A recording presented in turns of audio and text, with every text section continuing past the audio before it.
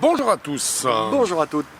Nous sommes au Polo de Paris aujourd'hui pour tester la nouvelle mouture d'un club que nous avons testé dans sa version précédente. Oui. Un club de chez TaylorMade, puisqu'il s'agit précisément du P7MC. Voilà. Donc la dernière mouture nous a été livrée, nous la testons immédiatement. Oui. Pour vous en dire dans les meilleurs délais tout ce que nous en pensons. A tout de suite. À tout de suite.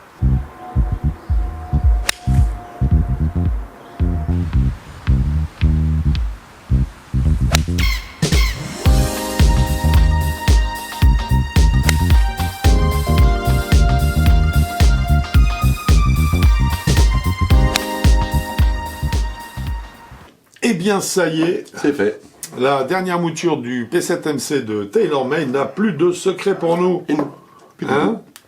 Alors, on va quand même, ça ne nous empêchera pas de faire bien sûr un tour d'abord des qualités architecturales de cette canne. Alors, une canne assez simple. Oui, ça dans fait sa du bien. construction. Il n'y a pas de 10 000 choses dedans. Alors ça, on aime bien, on va dire. Oui. Nous avons testé un fer 7 qui était lofté à 34 degrés. Voilà, gaucher, droitier, logique. Alors, et qui existe en gaucher et droitier, ce qui est super. 34 degrés, déjà on note que là, au niveau du loft, c'est super. On se retrouve carrément dans les lofts des standards habituels, traditionnels, disons. C'est très intéressant et on en reparlera bien sûr dans les différents chapitres de ce verdict. Nous avons affaire donc à un cavity back. Voilà. Un léger cavity back, bien sûr, qui profite d'une technologie un peu particulière qui s'appelle le Compact Grain Forging. Cela signifie que nous avons un châssis en acier au carbone 1025 qui est forgé 5 fois à l'aide d'une presse de 2000 tonnes. J'y mettrai pas mes doigts. Moi non plus. 2000 tonnes, donc 5 fois 2000 tonnes pour une structure de grains d'acier, puisqu'on sait que l'acier possède un grain comme le bois, exactement de la même façon, de façon donc à ce que le grain d'acier se soit davantage resserré, plus compact, on imagine pour qu'il y ait une transmission notamment des ondes de choc qui soit la plus fidèle et la plus aboutie possible. Par ailleurs, sur cette canne, qui reste donc une canne de conception simple, ce qui, a priori, est une chose qui nous plaît, on note que les stries sont usinées, donc les grooves sont usinés, et que l'allure générale du club est inspirée du Tour. Alors, pourquoi? Club assez fin, parce que ça reste, entre guillemets, un cavity back, donc une semi-lame, club assez fin, top light fine, semelle peu épaisse. Oui, absolument. Donc, un club, déjà, on sait un peu pour qui c'est fait. En tout cas, ça donne un look assez... le club a un look assez performant, sportive. Voilà. Donc, je dirais qu'a priori, ce serait une canne qu'on aurait envie de placer, effectivement... chez plutôt les bons joueurs. On en reparlera dans le détail, bien sûr, dans quelques instants. Voilà pour les particularités architecturales de ce club, et nous allons attaquer maintenant, bien sûr, le verdict à proprement parler, la notation à proprement parler, et nous commençons, comme d'habitude, par la qualité des matériaux. Alors, qualité des matériaux, on est chez Taylor, on n'a pas l'habitude de voir des choses mal réalisées chez eux. Tout est propre, nickel, en plus c'est forgé 5 fois, 2000 tonnes. S'il y a un truc qui dépasse, c'est que leur presse va pas bien du tout. C'est qu'il y avait des trous dans la presse. Voilà. Donc non, j'ai absolument rien à reprocher, puis surtout le club a l'air, la tête de club a l'air, entre guillemets, solide, c'est-à-dire qui risque de durer dans le temps. Oui, mais donc, ça va être le cas, je pense. Ça va être le cas. Puisqu'on est sur un monocore, en fait. Voilà. Donc là-dessus, j'ai aucun problème, bien au contraire. C'est très plaisant. Donc félicitations pour ce coup-là. La cosmétique, comme d'habitude chez Taylor, c'est une de leurs spécialités. Il faut le reconnaître. Et très bonne. Très propre, très simple. Très simple, oui, absolument. Voilà, moi j'aime bien. Non, rien à dire là-dessus. Donc forcément, qualité des matériaux, aussi bien qu'au niveau esthétique pur. Nous avons attribué 2 points sur les 2 points possibles à ce fer de chez TaylorMade. Qualité statique à présent. Oui, oui, alors comment il repose sur le sol? Alors déjà, l'emplacement de la balle entre les pieds, bah parfait, au milieu. Rien à dire. Rien à dire, milieu pied gauche, pied droit, donc ou pied avant, pied arrière, je préfère. Milieu des pieds, tout simplement. Donc très bien, et c'est toi qui as noté un petit défaut, tout petit, toute petite tendance, si on ne veut, lorsqu'on fait reposer le club à l'adresse, simplement une toute petite tendance à l'ouverture de la tête du club. Hein. Très très légère. Ouais, très légère, mais c'est elle qui revient systématiquement dès qu'on ne s'applique pas à faire reposer la semelle sur tous ces points d'appui prévus, on va dire. Hein. Exactement. Donc dès qu'on n'est pas sur, vraiment j'insiste sur le placement de la tête de club, dès qu'on le laisse reposer, très facilement, une fois sur deux, pap, on voit que la tête de club a une légère tendance, très légèrement, c'est léger. Mais bon, ça suffit pour, je dirais, ne pas vraiment sécuriser le placement du club derrière la balle. Oui. Hein, ce qui fait qu'en fait, sur les 2 points qu'on pouvait lui attribuer, à ce chapitre-là, on en a enlevé un petit peu, et on lui a attribué 1,75 sur les 2 possibles. Stabilité et donc moment d'inertie maintenant. Qu'est-ce que tu en as pensé, Quentin? Eh ben, j'en ai pensé beaucoup de bien. J'avoue que là, la stabilité de la canne au coup décentré, on sent pas la canne vibrer. Bah, faut décentrer très joyeusement, mais le public visé n'est pas là. Hein. Donc, non seulement, mais oui, non. Personnellement, je trouve que la stabilité, il n'y a rien à lui reprocher. Bien au contraire, c'est super stable. La tête de club, dès qu'on décentre la balle, on sait qu'on l'a décentrée, mais le club ne donne pas un coup d'ouverture ou de fermeture de la phase de club. Donc là-dessus, moi, je n'ai rien à leur reprocher au niveau de stabilité. Voilà, moi, ce que j'ai envie de dire, c'est qu'au contraire, on est sur un club qui a un look de très léger, de semi-lame. Hein, on est sur un très léger cavity back. Donc au contraire, je trouve que c'est même un exploit sur un club qui n'a pas beaucoup de technologie embarquée, parce qu'il est simple par définition. d'à réussir donc à avoir un équilibrage dans l'espace qui soit excellent et une très bonne résistance au coup décentré, alors qu'en fait on n'a pas des ajouts de masse à droite et à gauche pour compenser une faiblesse dans le centrage de la balle. Donc un point très positif que nous avons sanctionné bien sûr par l'attribution de 2 points sur les deux. Exactement, les 2 points sur les 2 possibles. Stock option à présent. Oui, stock shaft, stock grip. Sans surcoût. Sans surcoût. Alors, j'ai fait le prix minimum syndical. Oui. Donc, il y aurait 24 shafts et 20 grips. Voilà. Bon, moi, ce qui m'étonne pas du tout, parce qu'on est chez TaylorMade. Oui, et Taylor, tout comme, qu'est-ce que je pourrais donner comme d'autres marques majeures, ont en fait des catalogues qui sont à ce niveau-là très agréables, et très confortables, bien très bien fournis. Dans lesquels on est sûr de trouver en fait le shaft qui nous convient. Donc le grip aussi. Donc et le grip aussi. Donc on est vraiment très bien à ce niveau-là. Là, la canne se positionne parfaitement. Ce qui fait que sur les stock options, nous avons décidé bien sûr de lui attribuer 2 points sur les 2 possibles. Nous attaquons un chapitre essentiel puisqu'il s'agit de la puissance du smash factor. Et donc du smash factor. Alors on va commencer par sortir le chiffre direct. Allez, vas-y, donne du data. On était à 1,39 au max. Alors 1,39 par rapport à un standard PGA sur un coup de fer 7 qui est de 1,33. Donc très propre. Alors on pourrait croire que 1,39 c'est très propre. Voilà, sauf que notre moyenne à nous était de 1,27. Sauf que la moyenne de notre séance a été à 1,27 et là c'est très très bas par rapport à nos moyennes habituelles, je dirais. Ah oui, non, en général on est plutôt au-dessus des 1,30 facile. Plutôt au-dessus même des 1,33 en moyenne. Donc là on est en dessous. Nettement, oui. Alors on va donner un exemple quand même pour comprendre. Avant de donner l'exemple, on va expliquer ce qui s'est passé au niveau du smash factor. Voilà. Je te laisse le soin d'en parler. Disons qu'on a fait beaucoup de coups de golf et que on comprenait pas pourquoi le smash factor ne montait pas au-dessus de 1,30. Oui, c'est-à-dire qu'on a fait beaucoup de swings traditionnels, propres, jolis swings, légèrement un petit peu l'angle d'attaque, l'angle de exactement, vitesse, on est allé copieusement dans la vitesse, 90 puisqu'on miles était sur du 90 miles, ce qui est beaucoup pour des coups de fer 7. Voilà. Donc ce qui est beaucoup.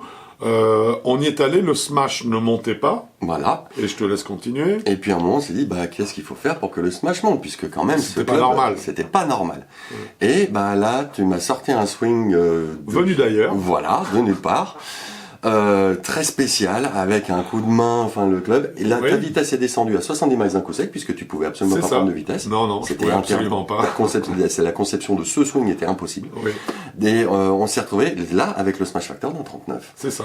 Donc une fois. Une fois. Et après, on a réessayé le swing standard avec moins de vitesse.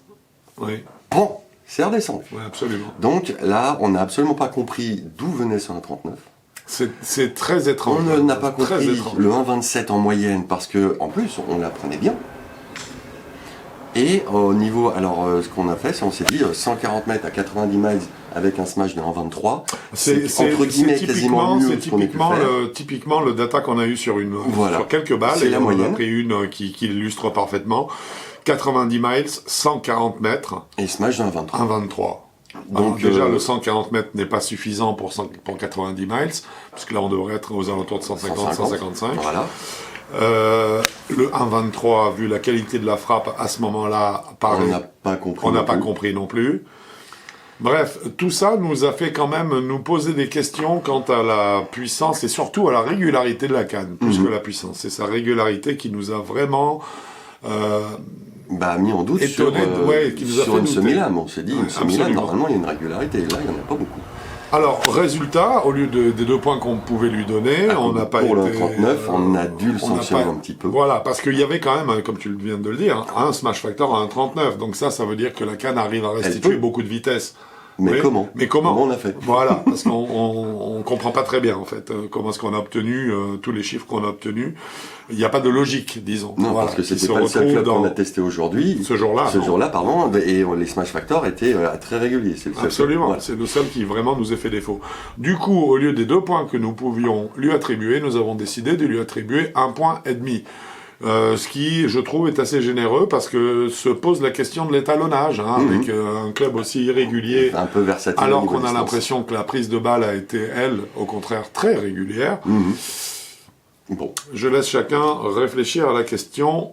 Nous avons fait notre choix. 1,5 donc sur les 2 points possibles. Parlons spin. Bon. Donne-nous le data, donne-nous des chiffres. La moyenne est de 6300 tours minute. Bon, c'est très bien. C'est très bien. Je pense que c'est pas trop. C'est pas assez. Non, c'est parfait. On va en parler juste après dans les trajectoires. On a 34 degrés de loft, donc on est sur du grand standard. Le grand standard, ce serait 7000 tours minute. On est à 6300. Ça me paraît cohérent, surtout que on a, je dirais, un offset important sur la canne qui risque de jouer également pour augmenter un tout petit peu, je dirais, l'élévation de la balle. Voilà. Donc en fait, le taux de 6003 nous paraissant très bon, nous avons décidé de lui attribuer les 2 points. C'est bon. Un chapitre important maintenant, fondamental même, les trajectoires de balles. Qu'est-ce qu'il fournit comme trajectoire de balles, on va commencer. P7MC? On va commencer par le data, comme d'habitude. Donc en moyenne, l'angle de décollage était de 22,8 degrés pour un cavity back et l'apex de 27 mètres. On a trouvé ça magnifique au niveau du data. C'est très, le data est parfait. Ouais. Plein dans les clous que nous avons choisis, puisqu'on a des tableaux qui sont sur le site AliGolf, dans le coin des joueurs, je crois. Oui, absolument. Voilà. Donc là, à ce niveau-là, le data est parfait. Oui. Mais par contre, on a eu un bémol. Nous, c'est club à la main, balle au sol, on frappe, et qu'est-ce qui se passe sur cette trajectoire de balle? On voyait des balles un petit peu clocheuses, on va dire. C'est pas qu'un petit peu, c'était très net. On avait vraiment un ballooning. Là, on a un effet de ballonnage sur la trajectoire de balle qui est très prononcé. Et pourtant, ça monte pas haut. Mais non, l'apex n'est pas phénoménal. C'est ça qui était très bien, 27 mètres. Tu l'as donné, 27 mètres. Voilà. Donc ça, c'est tout à fait dans la cible. C'est très très bien. Mais par contre, visuellement et à la frappe, donc, c'est vraiment une trajectoire qui, elle, n'est pas digne d'un club qui, jusque-là, se voulait... Semi-lame, limite lame, hein, presque. Semi-lame, carbone 1025, pressé 5 fois pour plus de densité et autres. Pour avoir une bonne perforation de l'air. Voilà, là, malheureusement, ça s'est terminé par une trajectoire en cloche qui fait que... Et puis, avec aussi du gommage des effets latéraux. Alors, c'est sympa, mais quand on veut faire des effets latéraux, quand même, le cavity back, il est censé en faire. Un petit peu, un petit peu, qu'on puisse en faire un petit peu. Là, pour en faire... c'était un petit peu tricky de temps en temps. Enfin bon, toujours est-il que donc au chapitre des trajectoires de balles, on a décidé de lui attribuer 1,5 point simplement sur les 2 points qu'il aurait pu prendre.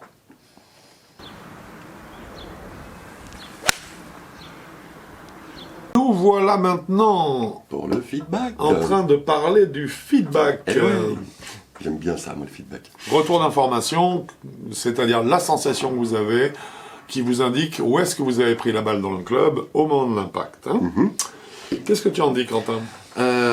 J'avoue que pour une conception comme celle-là, pressé 5 fois, etc., en un seul bloc quasiment. Oui, là on s'imagine une perfection absolue dans le toucher, et non, on semble à une grosse zone en plus. Ouais. C'est comme si la zone d'impact c'était toute la taille de la balle, on sent pas l'endroit précis où on a tapé, on sent quelque chose. Le feedback moi je l'ai trouvé très pauvre. Il est pauvre. Et puis surtout, ce que j'ai trouvé bizarre, c'est que même quand on la prend dans le sweet spot, on se dit tiens là j'ai tapé dedans.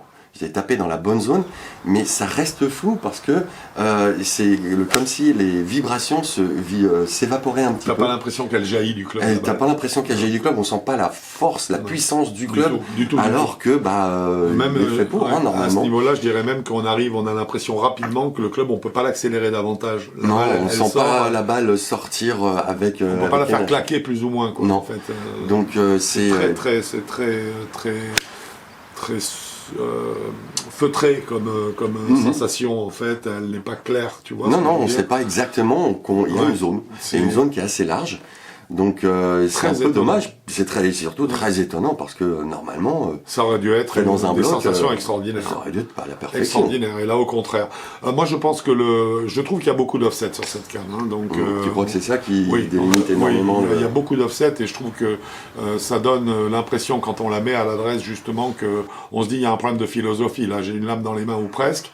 Mais par contre, avec un offset pareil, non, c'est pas fait pour les gens qui ont l'habitude de manier des lames ou semi-lames, tu vois. Voilà. Donc, moi, je pense que l'offset joue beaucoup dans la sensation de feedback. Dans la sensation de feedback et qu'il en mange beaucoup. Qu'il les diffuse. Oui, vraiment. Parfois, il éparpille. Toujours est-il que donc, au chapitre des sensations, nous n'avons pas pu lui attribuer plus que 1 point, donc la norme, simplement, sur les 2 points possibles.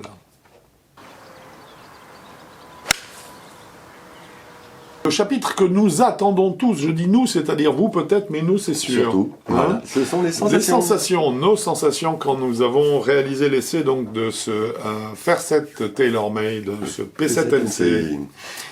J'enclenche ? Allez, vas-y, bien. Ouvre le bal. Alors, je trouve que le gros point fort de ce club, déjà, c'est son équilibrage. Je trouve qu'il est très facile à jouer. Il est agréable à jouer. Il a un bon équilibrage général. C'est à swinger. Il tourne bien autour du corps. À swinger, il est très très agréable. Au contraire, il est facile. On pourrait le jouer quasiment à froid. Donc ça, c'est un excellent point. Mais par contre, au niveau du toucher, du contact, c'est vaporeux. Ouais. Le feedback. Le feedback, il n'y en a pas, mais pas beaucoup. Il n'y a pas de puissance. Et puis, surtout, le bruit qu'il fait est un bruit un peu clinquant, un peu cinglant. Ouais. Et ce qui fait que, à l'impact, le joueur, quand on l'a tapé, moi, je n'entendais pas de différence de bruit quand je la décentrais. Par contre, quand c'est toi qui jouais, j'entendais la différence, mais toi, tu me disais, non, le bruit est le même. C'est justement ce bruit un peu bizarre qui nous anesthésie un peu le joueur, qui enlève cette sonorité qui peut justement donner un indice. C'est juste le public extérieur qui va pouvoir dire « Ah tiens, là j'ai senti, t'as dû l'avoir un peu mieux. » Le but du jeu, c'est que le joueur sente ses sensations à lui. Donc là-dessus, pour moi, le seul avantage de ce club, c'est qu'il est facile à jouer. Facile à mettre en mouvement autour du corps. Écoute, moi, c'est un club en fait qui visuellement, parce que c'est un aspect qui est entre guillemets, qui fonctionne pas mal chez moi, c'est-à-dire que je regarde le club, j'imagine exactement le type de sensation qu'il doit rendre à l'impact. Oui. En fonction, une fois que je sais quel est le matériau, généralement, je ne compte pas trop. Voilà. Hein, On sait ce qu'il y a. Voilà. Là, il y a eu un gros décalage entre ce que je m'attendais à voir comme rendement de cette canne et la réalité. Parce que le club, je le trouve superbe, il est très beau. Il est parfait, il est très très beau. À part cette question d'offset qui est pour moi qui est visuellement, waouh. Si, c'est parfait pour un certain type de handicap, pour un certain type de niveau de jeu, mais c'est pas forcément là le niveau de jeu où on parle de lame, de carbone 1025. Semi-lame, de carbone 1025 pressé 5 fois, donc sur une canne full body. Non, bon, donc c'était un petit peu perturbant. Mais surtout, ce qui m'a vraiment énormément déçu quand on s'est retrouvé à taper ce club, c'est la qualité des trajectoires de balles, quoi. Parce que je m'attendais pas du tout à ces trajectoires complètement arrondies, qui ne sont pas du tout du niveau qu'on imagine quand on voit l'architecture. On s'est dit waouh. Donc en fait, non, c'est un club qui m'a beaucoup déçu en sensation. C'est un club qui m'a pas procuré de plaisir, en fait, tout simplement. Bien que j'ai essayé, et toi aussi, d'adapter nos types de frappes, donc nos vitesses, etc., les effets. À toutes sortes de configurations. On a essayé vraiment de faire tout ce qui était possible de faire avec cette canne. Quand on teste les clubs, on fait toujours comme ça. Le rendu n'a pas été à la hauteur. Donc, on peut y aller. Donc, au niveau des sensations, la note que nous avons décidé de lui attribuer est de 1 point sur les 4 possibles. À noter enfin en coup de cœur, puisqu'on parlait des coups de cœur, que le club malheureusement n'a pas suscité de coup de cœur ni chez toi ni chez moi. Hein. Donc pas de coup de cœur. Et alors, par contre, je suppose une accumulation de notes qui va nous en donner une générale. Oui, donc 14,75 sur 20. 14,75 sur 20. Une gamme de joueurs? Oui, les 19-27, les confirmés. Les joueurs confirmés. Pour l'offset. Et parce que les joueurs en dessous, ils veulent du toucher, ils veulent des sensations, ils veulent quelque chose. Donc, à partir de là... Exactement. Et un prix peut-être? Alors, j'en ai qu'un seul parce que j'ai pas trouvé le prix shaft carbone. Donc, en acier, il a 220 € le club. Normalement, en shaft carbone, c'est entre 10 et 30 € de plus. C'est ça. En général, mais ça peut être le même prix. D'accord. Voilà. Eh bien, c'est parfait. Mon cher Quentin, mes chers amis golfeurs, j'espère que ce test vous aura plu. Bah, moi aussi. Hein. On se retrouve bientôt sur un parcours de golf, mon cher Quentin. Oui, parce qu'il commence à faire sacrément beau. Là, il fait même très très beau, voire chaud. Voire chaud, donc s'il fait trop chaud, on se retrouve sur rallygolf.com. Exactement. Bon golf à vous. Au revoir.